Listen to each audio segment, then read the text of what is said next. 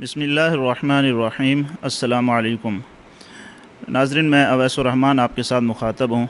आज हम एक ऐसे माशरती मसले के ऊपर गुफ्तगू करेंगे कि जो मसला हमारे समाज और सोसाइटी के अंदर एक सीरियस शक्ल इख्तियार करता जा रहा है और बदकिस्मती से इस मसले को सोल्व करने के लिए, हल करने के लिए कोई मौसर इक़दाम नहीं उठाया जा रहा। वो मसला इश्क की बीमारी का है। हमारी सोसाइटी और समाज के अंदर ये बीमारी नौजवानों के अंदर, नौजवान मर्द में, लड़कियों में बहुत ज़्यादा बढ़ती जा रही है। आप किसी भी निजी चैनल को उठा के देख लें, इस तरह के वाक़ियात जो इश्क की वजह से रोनुमा होते हैं। औरतें अपने घरों को छोड़ देती हैं, नौजवान लड़कियां अपने घरों से भागकर कोर्ट मैरिज कर लेती हैं। बहुत लंबी फहरिस्त आपको मिल जाएगी और एक दिन में सैकड़ों वाक़ियात रोनुमा हो जाते हैं। पिछले 1-2 हफ़्ते से ये वाक़या मीडिया के ऊपर, सोशल मीडिया के ऊपर बड़ी कसरत से फैल रहा है कि कराची की एक औरत है, उसने इंडिया के एक लड़के से शादी कर ली है। पबजी गेम के ऊपर उनकी आपस में दोस्ती होती है।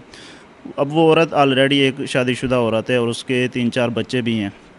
उसका खामन जो है वो सऊदी अरब के अंदर मज़दूरी करता है।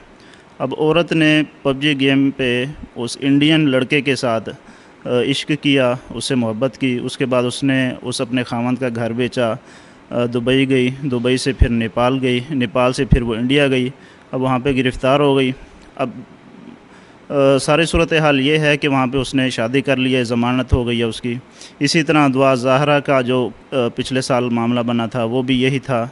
कुछ दिन पहले एक बहावलपुर के अंदर लड़के ने ख़ुदकुशी कर ली क्योंकि महबूबा उससे नाराज़ हो गई थी। तो ये एक ऐसा मसला है कि जो हमारे नौजवान नस्ल के अंदर मर्द और ख़वातीन दोनों में ज़ोर पकड़ता जा रहा है और इस मामले को सीरियस नहीं लिया जा रहा। मीडिया के ऊपर वक्ती तौर पर कोई पजीराई मिल जाती है इस तरह के वाक़ियात को, लेकिन इसका कोई जो सलूशन है वो नहीं मिल पा रहा, क्योंकि हमारे नौजवान नस्ल को बेहतर तरीके से जब गाइड नहीं किया जाता तो वो गलती दर गलती करते हैं। इश्क की जो बीमारी है ये तो इसमें कोई दो राय नहीं है कि ये इसकी हकीकत है, ये कोई अफवाह नहीं है, क्योंकि इश्क का जो ताल्लुक़ है वो इंसान के दिल के साथ है। जब इंसान का दिल मुतासिर होता है तो उसकी शख्सियत मुतासिर होती है। इंसान का जो एक अल्लाह के साथ ताल्लुक़ है वो कमज़ोर पड़ता है, इंसान का जो ईमान है वो कमज़ोर पड़ता है।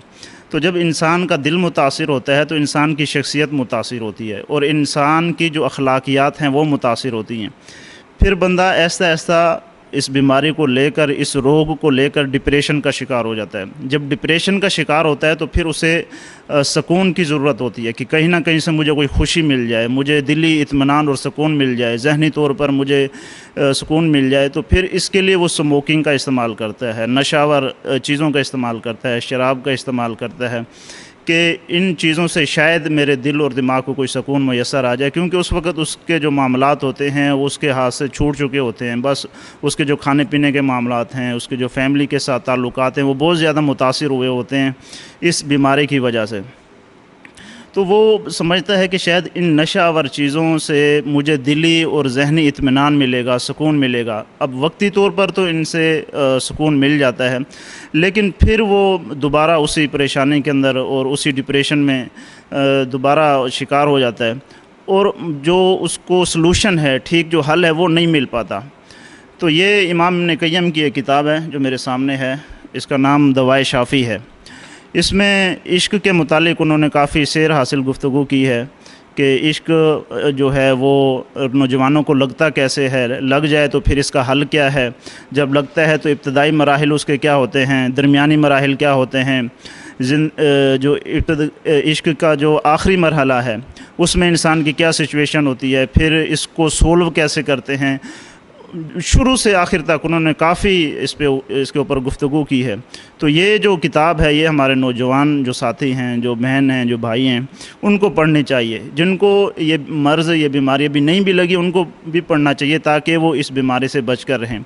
और जो ठीक सलूशन है कुरान और हदीस की रोशनी में वो इमाम इब्न क़य्यम ने पेश किया है। और माजी में तारीख़ में जितने भी इस तरह के वाक़यात हो चुके हैं उनका उन्होंने हवाला दिया है कि उन्होंने इस बीमारी से किस तरह अपने आप को बचाया है।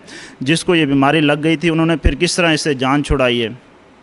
तो ये किताब पढ़ने के लायक है और इसकी जो किताब की PDF है وہ عام انٹرنیٹ پہ اویلیبل ہے، اس کو بھی آپ PDF میں بھی لے کر پڑھ سکتے ہیں، یہ ویسے ہارڈ صورت میں اگر آپ پڑھنا چاہیں تو یہ اس سے بھی زیادہ بہتر ہے۔ اس سے ایک مشورتاً میں اپنے ساتھیوں سے بھی ایک درخواست کروں گا کہ آپ کوشش کریں کہ تہجد پڑھا کریں۔